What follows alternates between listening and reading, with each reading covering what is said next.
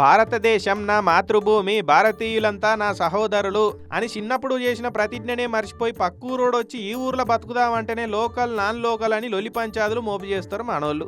అసొంటిది దేశం కాని దేశం అడ్డదారిలో పోయి వీసాలు పాస్పోర్టులు లేకుండా ఆన్నే బతుకుతామంటే బయట దేశపోలు ఎందుకు ఊకుంటారు? మేమేమన్నా ఈడ ధర్మసత్రం నడుపుతున్నామా అని మెడలు పట్టుకొని బయటకు గెంటేస్తారు. ట్రంప్ కాక ఇప్పుడు అదే పని చేస్తున్నాడు. అయిన అడుగుల్లోనే అడుగులేస్తున్నాడు యూకే ప్రధాని కూడా. మా దేశంలో కూడా బయట దేశాల నుంచి అడగోలుగా లెక్కపత్రాలు లేకుండా వచ్చి బతుకుతున్నారు. ఏడవడితాడ పనులు చేసుకుంటా మా వాళ్ళకి పని లేకుండా చేస్తున్నారు.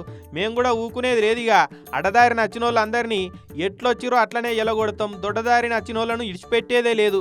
మా దేశానికి రావాలంటే వీసాలు, పర్మిట్లు, పర్మిషన్లు అన్ని ఉన్నోళ్లే రావాలి. గోడలు దుంకొస్తాం, కంచెలకెళ్ళి ఈగొస్తాం అంటే నడవదని కరాఖండిగా చెప్పేసిండు యూకే ప్రధాని.